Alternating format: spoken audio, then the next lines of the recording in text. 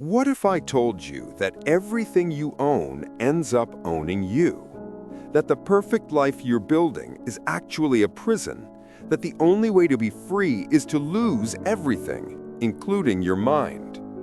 This is Fight Club, David Fincher's controversial masterpiece that was hated when it came out and became a cultural phenomenon that defined a generation. By the end of this video, you'll understand every twist, every hidden detail, and why that final scene with the exploding buildings is one of the most perfect endings in cinema history. But first, we need to talk about a man with no name who can't sleep, and another man named Tyler Durden who doesn't exist. Or does he? Meet our narrator, played by Edward Norton. We never learn his real name. He's an automobile recall specialist for a major car company, which means he travels to accident sites, does the math on whether a recall costs more than settling lawsuits for deaths, and recommends whichever is cheaper. It's soul-crushing work. He lives in a perfect IKEA catalog apartment. Everything matches, everything is labeled, everything is exactly what advertising tells him happiness should look like. And he's absolutely miserable. He suffers from chronic insomnia. He hasn't truly slept in months. His life is on autopilot, a monotonous cycle of airplane flights, business meetings, and shopping for furniture that promises fulfillment but delivers nothing. Desperate for relief, he visits his doctor, begging for medication. The doctor refuses. "You want to see real pain?" the doctor says. "Go to a support group for people who are actually dying." So our narrator does exactly that. He starts attending support groups for diseases he doesn't have. Testicular cancer, tuberculosis, brain parasites, and something miraculous happens.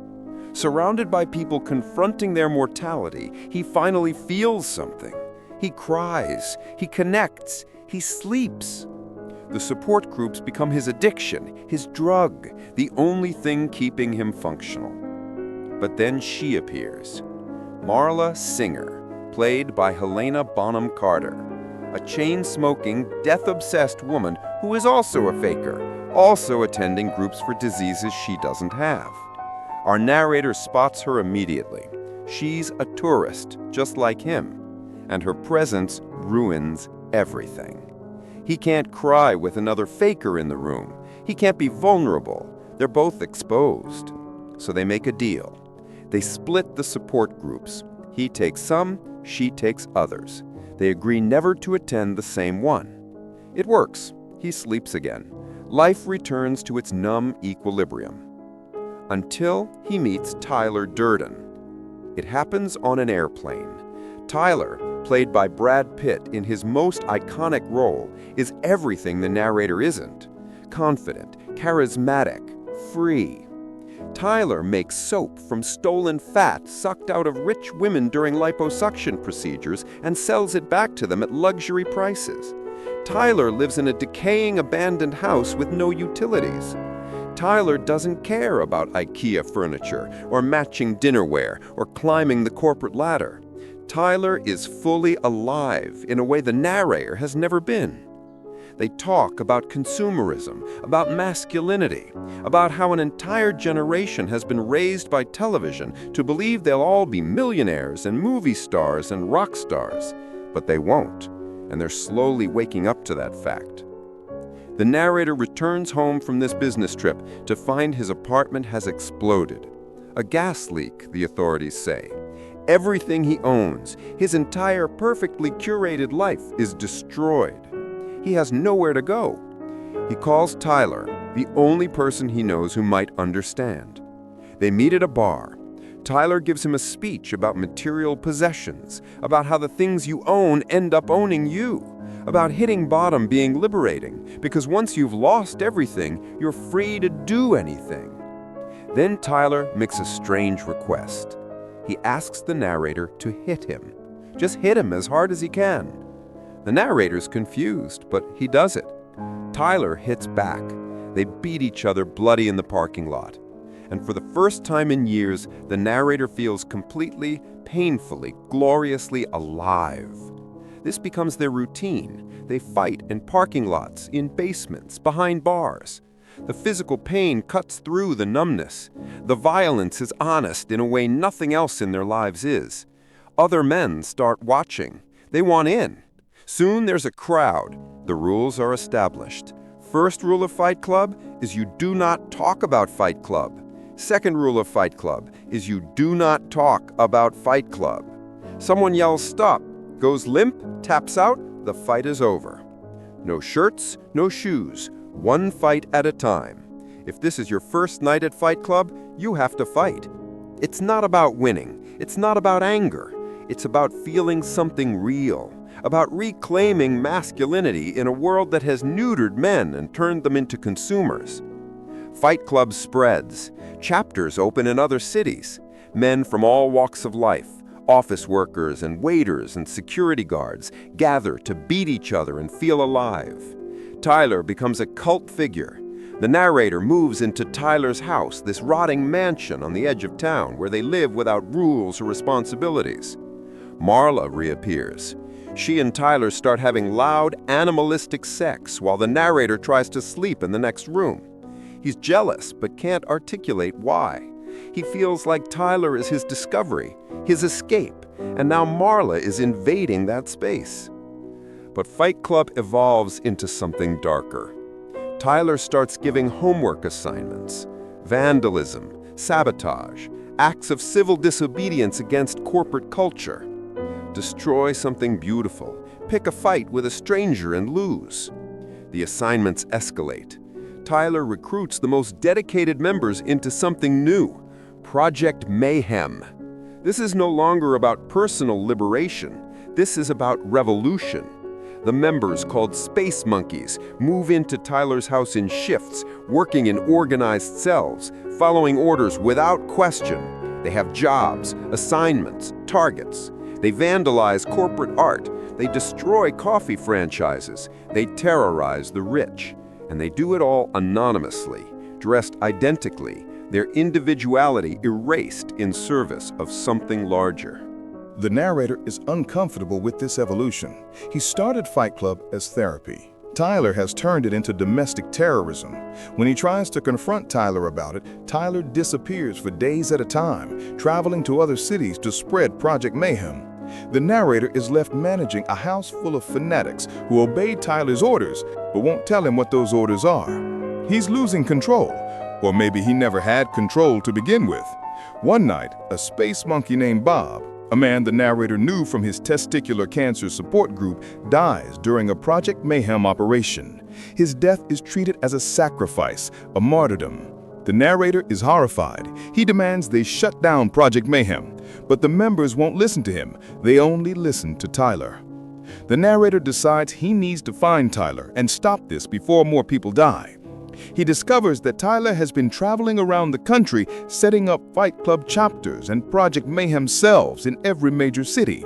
He follows Tyler's credit card trail, calling the hotels and bars Tyler visited, but everywhere he goes, people recognize him. They call him Tyler. They thank him for changing their lives. They tell him about conversations they had with him, things he told them, orders he gave them.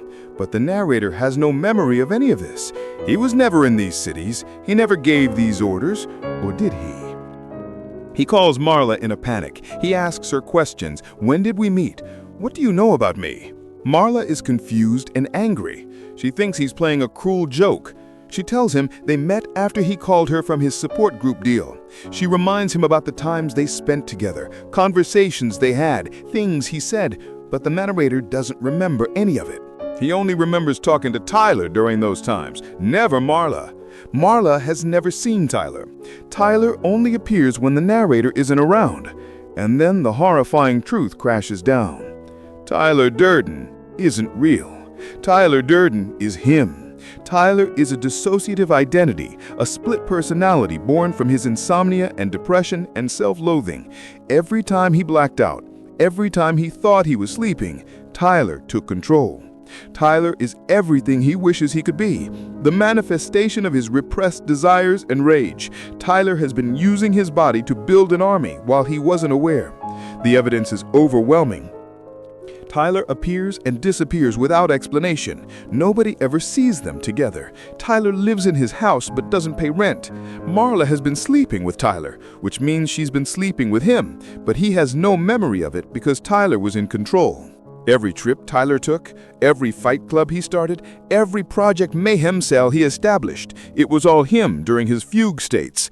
He is Tyler Durden. In Tyler has been planning something catastrophic. The narrator finds Tyler's detailed plans. Project Mayhem's ultimate goal is to erase the debt record by blowing up the buildings that house credit card company headquarters. If the debt record is destroyed, everyone's credit returns to zero. Financial collapse. The system resets. It's Tyler's vision of liberation, forcing society to start over. The explosives are already planted, the charges are set, and Tyler has no intention of stopping. The narrator tries to call the police, tries to warn the building security, but Tyler's followers are everywhere. They are the police. They are security guards. They are bartenders and waiters and clerks. Project Mayhem has infiltrated every level of society. When the narrator tries to turn himself in, the police chief is a space monkey who beats him and dumps him outside the city. Tyler appears, fully manifested now, visible to the narrator even though they share the same body. They fight for control. The narrator realizes the only way to stop Tyler is to stop believing in him, to accept that Tyler is just a delusion and let him go. But Tyler is too strong, too ingrained in his psyche. The narrator is dragged to the top floor of one of the target buildings. Explosives are planted throughout the structure and several surrounding buildings. Marla is there too, kidnapped by space monkeys on Tyler's orders. The narrator is tied to a chair. Tyler holds a gun. He explains his philosophy one final time. You have to know, not fear, that one day you're going to die. It's only after we've lost everything that we're free to do anything. The buildings will fall, the debt will be erased, society will collapse into chaos, and from that chaos, people will build something real, something honest, something not based on consumption and credit and empty promises. But the narrator finally understands something Tyler doesn't. Tyler isn't freedom. Tyler is just another form of control, another ideology demanding obedience, another voice telling people what they should be. The narrator realizes he can't erase Tyler by denying him. He can only erase Tyler by taking responsibility. Tyler is holding the gun because the narrator is holding the gun. They're the same person. If Tyler can control the body, so can he. The narrator takes the gun and puts it in his own mouth. If I kill myself, he realizes, I kill you. Tyler panics. You're not supposed to do that. The narrator pulls the trigger. The gun fires. The bullet goes through his cheek and out the back of his mouth, destroying the part of his brain where Tyler exists, but not killing him. Tyler collapses, disintegrating. The narrator survives. He's bleeding, wounded, but finally in control of his own body for the first time in the entire film. Marla is brought in by space monkeys who don't understand what just happened. The narrator takes her hand. She asks what's going on. He tells her, trust me, everything's going to be fine. And then the explosives detonate. One by one, the buildings around them begin to collapse in perfectly choreographed demolitions. The skyline crumbles. The financial district destroys itself. The credit card company headquarters, the monuments to consumer debt, fall into rubble and dust. The narrator and Marla stand hand in hand, watching the financial district destroy itself. He tells her she met him at a very strange time in his life. The Pixies' Where Is My Mind plays as the buildings fall like dominoes. The final frame freezes on their silhouettes against the destruction. Project Mayhem succeeds. Tyler's vision is realized even though Tyler is gone. And the narrator is left to face the consequences of everything he's done while pretending to be someone else. So what makes Fight Club so devastating and brilliant? It's not just the twist that the narrator and Tyler are the same person. It's what that twist represents. Tyler isn't a villain. Tyler is a symptom. He's what happens when an entire generation of men is raised to believe they'll all be special, then thrust into a world of cubicles and credit card debt, where they're just consumers, just cogs, just replaceable. Tyler is the rage of feeling betrayed by every promise society made. The narrator created Tyler because he couldn't express that rage himself. He needed someone to give him permission to feel angry, to reject the life he was told to want, to hit something and mean it. But the film was also a warning. Tyler's solution, burning it all down, isn't liberation. It's just a different kind of tyranny. Project Mayhem demands the same blind obedience as corporate culture, just dressed in rebellion instead of business suits. The space monkeys lose their individuality just like corporate drones. They follow orders, they don't ask questions. They sacrifice themselves for a cause they don't fully understand. Tyler promises freedom, but delivers fascism. The narrator finally understands this when Bob dies, when he sees that Tyler's revolution is consuming people, just like the corporate machine did. Here are the brilliant details you probably missed. Tyler appears in flashes throughout the film before he's officially introduced. Single frames spliced into the movie, subliminal appearances that foreshadow the twist. When the narrator's apartment explodes, Tyler is standing in the hallway watching, but we don't notice because we don't know who Tyler is yet. The explosion wasn't an accident. Tyler bombed the apartment to force the narrator to let go of his possessions, to push him toward hitting bottom. Every time Tyler and the narrator are shown in the same shot, they're never interacting with the same person simultaneously. The camera tricks you with editing, but if you watch closely, nobody ever acknowledges both of them at once. When Tyler has sex with Marla, the camera stays outside the room with the narrator, showing his jealous reaction. But it's really his body in that room, and his mind dissociating from what's happening. The support groups at the beginning are the narrator's first attempt to create an alternate identity, to be someone else in a space where his real life doesn't exist.